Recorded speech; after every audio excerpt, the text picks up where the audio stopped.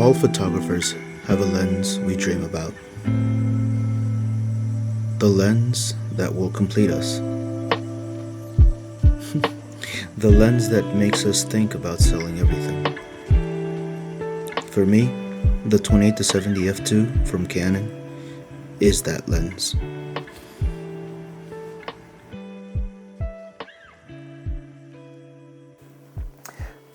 Now I know that was a little bit dramatic, but that's honestly how I really felt about this lens, and I still feel that way about this lens. It's the most expensive thing that I had ever purchased at the time. This lens is completely versatile, the most well-rounded lens that I think is available on the market, and it's also a revolutionary lens, keeping the f2 throughout the entire focal range. No other lens can do what this lens can do. It's absolutely beautiful, and it captures wonderful images. If you're new here, welcome. I'm going to be posting one new video a week for the remainder of this year. The videos are going to mostly consist of lens reviews and how they relate to product photography. If that's something that interests you, consider scrolling down and hitting the subscribe button. Also, you can follow me on Instagram. I'll post my tag right here. I'm very active on that platform. I post one image a day, and I always put in the description of those posts what camera I'm using and what lens I'm shooting with. All right, now that we got that out of the way, we're gonna be shooting today with the Canon RF 28-70 millimeter f2. This is an L series lens, and it is an absolutely premium lens. Fun fact, actually, the L series, the L in L series stands for luxury. I didn't know that. I went to a camera store here in the city, and I spoke to a Canon rep. They were having a class, and they actually let me know that the L in L series stands for the word luxury, which I thought was rather interesting. The subject for today's shoot is this productivity notebook from the company called Unsung Hero. They got in contact with me about a month or two back, and they saw some of my images on Instagram, and they wanted to connect. So naturally, they sent over a sample of their product, and I've been shooting for them for about a month to 2 months now.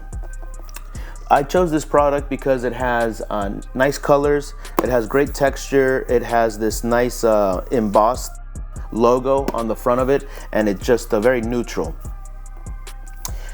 In addition to that, I've decided to pair this product for the shoot with 3 different props. It's going to be this Timex watch right here, classic looking, and it also matches. The next thing is just this cheap, inexpensive globe. The last thing is just a basic house plant. The green, I think, would look nicely and offset the gray tones, the watch, and the globe itself. So I'm just going to be setting this up right here on this table and shooting at a couple of angles. What this lens gives you as a product photographer is versatility while on set or in studio.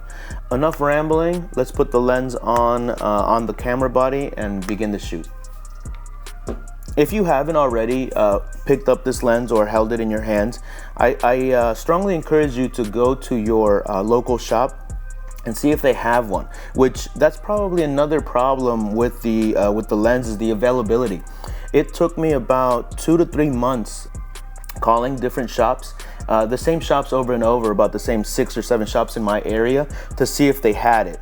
On Amazon, they had this lens retailing for almost $4,000, and I know that the MSRP is $3,099, $3,100. So I wasn't going to spend $900 extra dollars to buy it from somebody that was scalping it. This lens comes in close to 3 pounds, and I remember the first thing that I thought of when I picked this up was the sheer weight.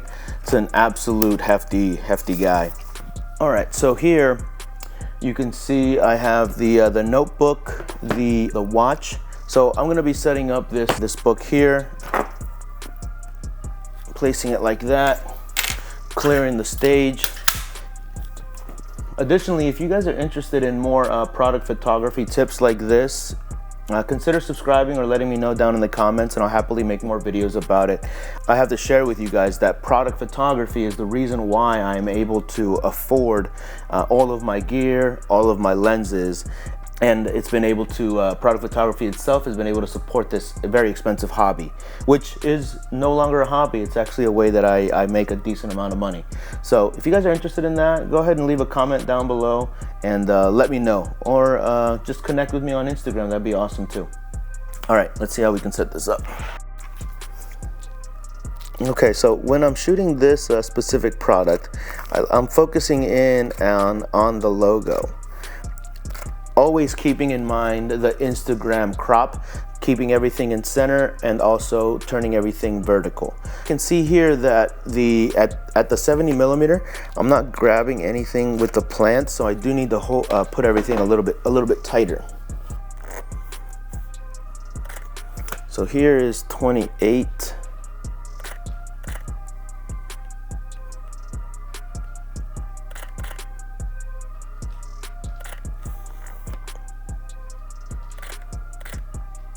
And here's all the way at 70. You're going to be able to see in the images that I'm displaying here that I'm able to get a variety of shots without moving very much. If I were using a prime lens, that would be almost impossible.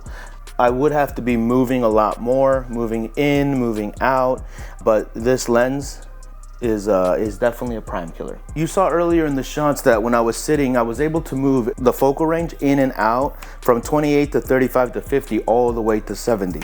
But in addition to that, you can have that versatility and the flexibility of different focal ranges at a constant f2 while you move around the entire product. Now, when it comes to product photography, I like to always have a singular product or a subject right in the center and then keep the rule of 180 constant. So when I'm developing a set of images, either 3, 4, or 5 images together, I try to keep the set of the images of all 5 images within that 180 degree rule. That is, I'm not limited to just those in the set, right? Because I'll make another set and then rotate that 180 degrees. Instead of being on this side or the left of it 180, I'll be on the right of it at 180 and then make another set.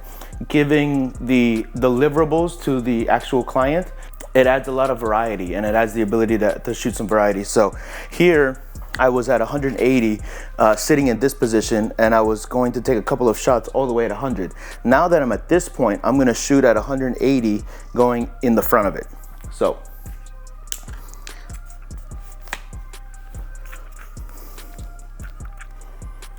I just love the light that comes in this room right here. Being able to get low is great.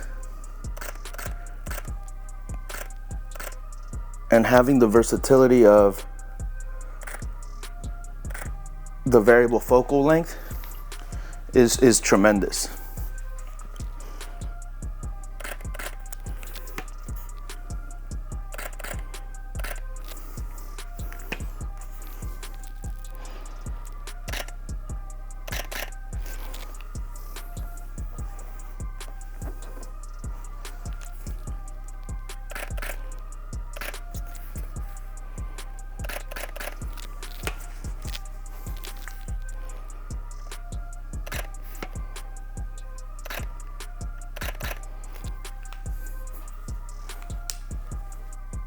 So everybody asks the question, is this lens the prime killer?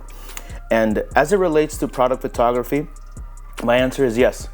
This lens, the 28-70 f2 L series lens from Canon, is the absolute prime killer when it comes to product photography. The versatility that it provides and the fast aperture at f2 is unlike any other lens in the market, whether it's product photography, street photography, portrait photography. It's unparalleled. Why I mention that is because this lens, the Canon 28-70 f2, retails for $30.99, $3,100. It weighs about 3 pounds. Now, if you were to compare or put in the same class the 85 1.2, that lens costs $27.99, $2,800. You add the 50mm 1.2, and that lens alone costs $22.99, $2,300. Either the new 24, the 1.8, or the 35mm 1.8, either of those lenses cost $599, $600, or $499, $500 respectively. Combining all of those together, that's $6,196. Practically almost $6,200. This lens alone weighs 3.15 pounds and costs $3,100. That's four different lenses that you would get essentially in one, in my opinion.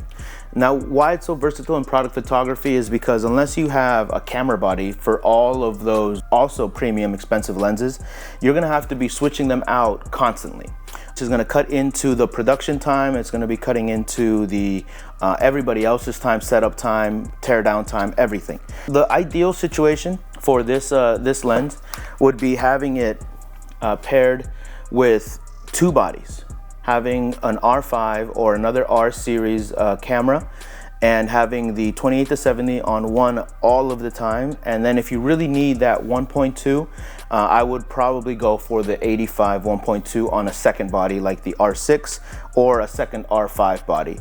Now we're talking into the tens of $15,000 worth of gear for a product photo shoot. That got expensive very quickly. The elephant in the room. This lens is incredibly big, it's incredibly heavy, and it will strain your hand.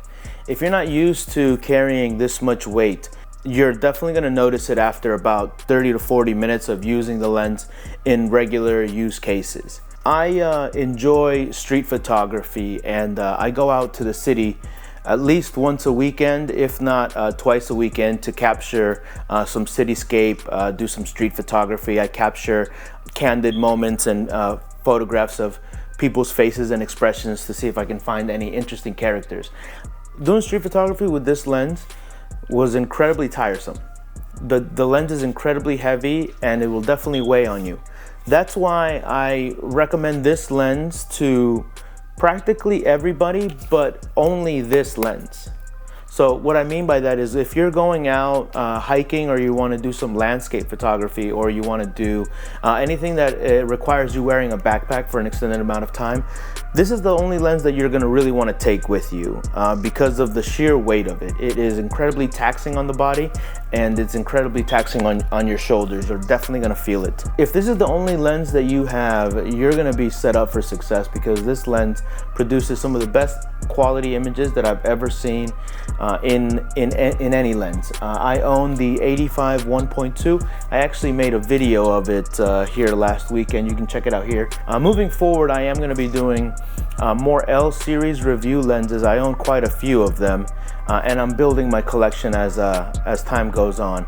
I also have most of the STM lenses. The only one I haven't gotten is the new 24. That one's been on back order for a while now, but I'm going to pick that up, and I'm going to be doing a series with those STM lenses as well, which are wonderful, wonderful lenses.